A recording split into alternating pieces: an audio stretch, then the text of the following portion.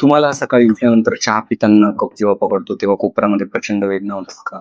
किंवा आपण कोणाशी हँडशेक करतोय किंवा हस्तांदोलन करतोय, तेव्हा सुद्धा आपल्या कोपऱ्यामध्ये प्रचंड वेदना होतात या ठिकाणी.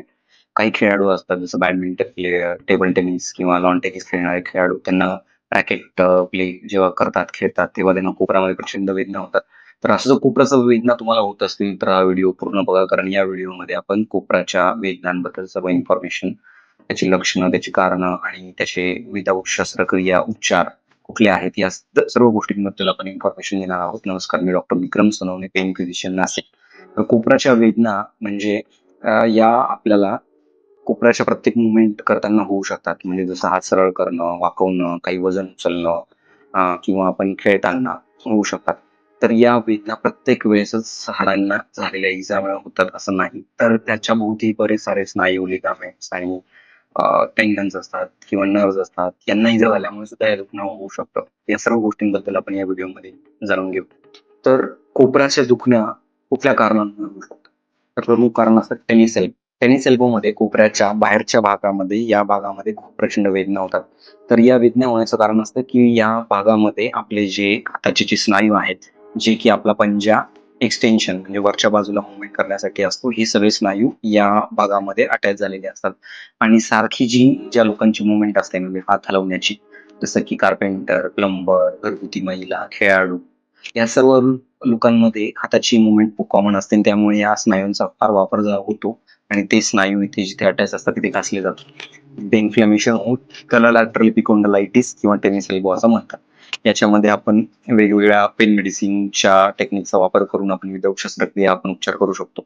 काही रुग्णांमध्ये त्याचप्रमाणे आतल्या बाजूला दुखणं होतं, त्याला बुलफॉर्स एल्बो म्हणतात. या बुलफॉर्स एल्बोमध्ये जे स्नायू आपला पंजा वाकवण्यासाठी किंवा आतल्या बाजूला वाकवण्यासाठी वापर होतो, ते सगळे स्नायू या भागामध्ये अटॅच्ड असतात आणि त्यामुळे तिथे वेदना होतात. त्याला बुलफॉर्स एल्बो किंवा मीडियल इपिकॉन्डालायटिस असं म्हणतात. तर अजून एल्बो पेन किंवा कोपऱ्याच्या दुखण्याची कारणं म्हणजे आर्थरायटिस म्हणजे या सांध्यामध्ये होणारा सांधेवात, तसंच लिगामेंट किंवा टेंडन इंजुरी किंवा टेंडन स्प्रेन, लिगामेंट स्प्रेन. त्याचबरोबर काही रुग्णांमध्ये मानेत नस दाबल्यामुळे सुद्धा कोपऱ्यामध्ये दुखणं होतं. त्याला सर्व्हायकल रॅडिक्युलर पेन असं म्हणतो. काहींमध्ये डायबिटिक न्यूरोपॅथी अशा किंवा इजा, ट्रॉमा, फ्रॅक्चर या गोष्टींमुळे सुद्धा आपल्याला कोपऱ्याचे दुखणे सुरू होऊ शकते. तर ज्या रुग्णांमध्ये कोपऱ्याचं दुखणं सुरू होते, त्यांमध्ये लक्षणं कुठली दिसून येतात? तर लक्षणं म्हणजे आपल्याला कोपर हलवताना, एल्बो मूव्हमेंट करताना प्रचंड वेदना होतात. या दुखण्याच्या वेदना फक्त कोपऱ्यापुरती मर्यादित नसून काही लोकांमध्ये या हातापासून पंजामध्ये सुद्धा जाऊ शकतात. पंजाची पकड कमजोर होऊन जाते. आपण काही पकडायला गेलो, की आपल्या हातातनं ते पडून जातं. आपण हात हलवण्याच्या मूव्हमेंट ज्या करतो, तेव्हा आपल्याला एल्बोमध्ये प्रचंड वेदना होतात. या वेदना काही रुग्णांमध्ये रात्री झोपेमध्ये प्रचंड होतात, तर काहींना सकाळी उठल्यानंतर कोपराभोवती स्टिफनेस किंवा कडकपणा, ताठरता जाणवते. हे सांधिवातामध्ये सुद्धा होऊ शकतं. तर ज्या रुग्णांमध्ये नर्व्ह एन्ट्रॅपमेंट किंवा नस दाबली जाते, त्यांच्यामध्ये बधिरपणा, मुंग्या येणं किंवा जळजळ या अशी सुद्धा लक्षणं दिसू शकतात. तर कोपऱ्याचं दुखणं एल्बो पेन हे 3 महिन्यापेक्षा जास्त दीर्घकाळ टिकत असेल, तर याच्याकडे तुम्ही दुर्लक्ष न करता लवकरात लवकर आपण डॉक्टरांचा सल्ला घेतला पाहिजे. कोपऱ्याच्या दुखण्यामधल्या रुग्णांमध्ये कुठल्या तपासण्या करण्यात येतात? सर्वप्रथम क्लिनिकल एक्झामिनेशन आणि हिस्ट्री टेकिंग. जसं आपण प्रत्येक व्हिडिओमध्ये बघतो, की क्लिनिकल एक्झामिनेशन आणि हिस्ट्री टेकिंग म्हणजे आपण जेव्हा प्रथम डॉक्टरांकडे जातो क्लिनिकमध्ये किंवा ओपीडीमध्ये, तेव्हा डॉक्टर आपल्याला काही प्रश्न विचारतात, की एल्बो पेन कधीपासून सुरू झालं? काय केल्यावरती वाढतं? पडले होते का? काही मार लागला होता का? किंवा हे दुखणं सकाळी जास्त असतं, रात्री जास्त असतं, कुठलं मूव्हमेंट केल्यावरती, या सगळ्यांना हिस्ट्री टेकिंग म्हणतो. आणि क्लिनिकल एक्झामिनेशनमध्ये डॉक्टर काही वेगवेगळ्या आपल्या हालचाली करून बघतात किंवा काही स्पेशल टेस्ट करून बघतात ओपीडीमध्ये. ज्याच्याने आपल्याला 90% रुग्णांमध्ये या एल्बो पेनचं, कोपऱ्याच्या दुखण्याचं निदान आपल्याला कळून जातं. काही रुग्णांमध्ये आपल्याला पुढच्या तपासण्या करण्यात येतात. या तपासण्या करण्याची गरज पडते कारण की आपल्याला आपलं जे निदान आहे ते कन्फर्म करायचं असतं किंवा कुठल्या गोष्टीपासून हे सुरू झालं आहे दुखणं ते जाणून घ्यायचं असतं.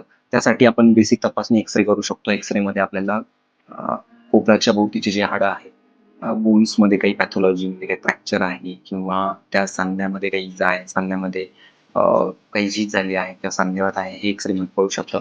काही रुग्णांमध्ये आपण किंवा अल्ट्रासाउंड एक्झामिनेशन करतो. यामध्ये आपल्याला टेंडन, लिगामेंट, स्नायू, नर्व्ह यामध्ये काही सूज किंवा काही इजा आहे का, हे आपल्याला यूएसजीमध्ये कळू शकतं.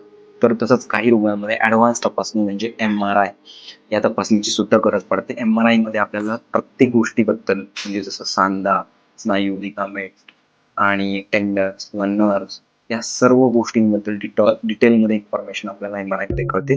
त्यामुळे आपल्याला निदान करणं फार सोपं होऊन जातं. काही रुग्णांमध्ये नर एन्ट्रॅपमेंट किंवा नसांचं दुखणं असू शकतं. अशा रुग्णांमध्ये आपण नर्व्ह कंडक्शन स्टडी म्हणजे नसांची तपासणी करतो आणि आपलं निदान करण्याचा प्रयत्न करतो. तर निदान केल्यानंतर याचं उपचार पद्धती तर कोपऱ्याच्या दुखण्यामध्ये, पेन मेडिसिनमध्ये वेगवेगळ्या उपचार पद्धतींचा वापर करून आपण विदाऊट शस्त्रक्रिया त्यांची ट्रीटमेंट करू शकतो. तर प्रामुख्याने जेव्हा प्रथम रुग्ण आपल्याकडे ओपीडीमध्ये येतो, तर त्यांना आपण कन्झर्व्हेटिव्ह ट्रीटमेंट म्हणजे एक्सरसाइज, बिहेवियरल मॉडिफिकेशन यांचा वापर करून ते दुखणं घालवण्याचा प्रयत्न करतो. बिहेवियरल मॉडिफिकेशन म्हणजे ज्या हातांच्या हालचालीने आपल्याला दुखणं जास्त होतंय, त्या अव्हॉइड करून आपण ते दुखणं घालवण्याचा प्रयत्न करतो. बसण्याची चुकीची पद्धत, आपलं कंटिन्युअसली जर लॅपटॉपवरती काम आहे किंवा मोबाईलवरती फ्रिक्वेंट काम आहे, तर आपल्या कोपऱ्याला, मनगटाला सपोर्ट देऊन आपण योग्य पद्धतीत बसलं पाहिजे. जेणेकरून त्या स्नायूंवरती दबाव कमी येईल आणि दुखणं आपल्याला होणार नाही. काही रुग्णांमध्ये फिजिओथेरपीचा सुद्धा आपण वापर करू शकतो. पेन मेडिसिनमध्ये वेगवेगळ्या औषधांचा उपयोग जसं की सूज कमी करणारी औषधं, तसंच काही अ, औषधं ज्याने आपली लिगामेंट किंवा स्प्रेन किंवा स्नायूंमध्ये ताठरता आली आहे, ती कमी करण्यासाठी औषधांचा वापर करू शकतो. या सर्व गोष्टींचा उपयोग करतानाच काही रुग्णांमध्ये ब्रेस किंवा स्प्लिंटचाही वापर करावा लागतो. जेणेकरून त्या सांध्याला सपोर्ट मिळतो आणि हे दुखणं आपण घालवू शकतो. तर या अशा कन्झर्व्हेटिव्ह ट्रीटमेंटचा वापर करून आपण साधारणतः 90% रुग्णांचं दुखणं विदाऊट शस्त्रक्रिया घालवू शकतो. काही रुग्णांना याच्या पुढे जाऊन आपण पेन मेडिसिनचा वापर करून इंटरव्हेन्शनल टेक्निक्स जसं की वेगवेगळे इंजेक्शन्स, गाइडेड म्हणजे यूएसजी मशीन किंवा एक्स-रे मशीन जसं सी-आर्म या मशीनचा वापर करून आपण गाइडेड इंजेक्शन देऊन हे दुखणं घालवू शकतो. हे इंजेक्शन देण्यासाठी आपण यूएसजी मशीनचा वापर करतो, ज्यामुळे आपल्याला अचूक ठिकाणी पोहोचता येतं आणि त्यामध्ये पोहोचताना आपण औषधांचा फार कमीत कमी उपयोग करून एक्झॅक्टली जिथे पॅथॉलॉजी आहे तिथे सुई पोहोचवू शकतो. त्यामुळे त्याचे साइड इफेक्ट पण फार कमी होतात आणि लवकर रुग्णाला आपल्याला त्याचं ट्रीटमेंट पोहोचवता येते आणि या अशा गोष्टींमुळे आपल्याला शस्त्रक्रिया सुद्धा टाळता येते. या गोष्टी सगळा वापर करून ज्यांना ट्रीटमेंट होत नाहीये किंवा ज्यांचा आजारच फार मोठा आहे, अशा फार कमी रुग्णांना शस्त्रक्रियेचा वापर आपल्याला सांगावा लागतो. त्यामुळे पेन मेडिसिनचा वापर झाल्यामुळे बऱ्याच साऱ्या रुग्णांना विदाऊट शस्त्रक्रिया ट्रीटमेंट देणं हे शक्य झालं आहे. त्यामुळे तुम्हाला जर आपल्याला कोपऱ्याचं दुखणं असेल, तर याकडे दुर्लक्ष करू नका.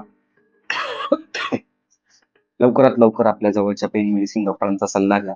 त्यांच्या सहाय्याने योग्य ते तपासण्या करून घ्या. लवकरात लवकर त्याचं निदान करा आणि योग्य ते उपचार सुरू करा. त्यामुळे तुम्ही दुखणं घालवू शकता. तुमच्या कामाची एफिशियन्सी वाढवू शकतात आणि क्वालिटी ऑफ लाईफ इम्प्रूव्ह करून आपण चांगलं काम करू शकतात किंवा चांगलं आयुष्य जगू शकतात. त्यामुळे जर हे दुखणं असेल तर याच्याकडे दुर्लक्ष करू नका. हा व्हिडिओ जर तुम्हाला आवडला असेल तर लाईक करा. हा व्हिडिओ जास्तीत जास्त लोकांपर्यंत पोहोचवा, शेअर करा आणि या चॅनलला सबस्क्राईब करा. धन्यवाद.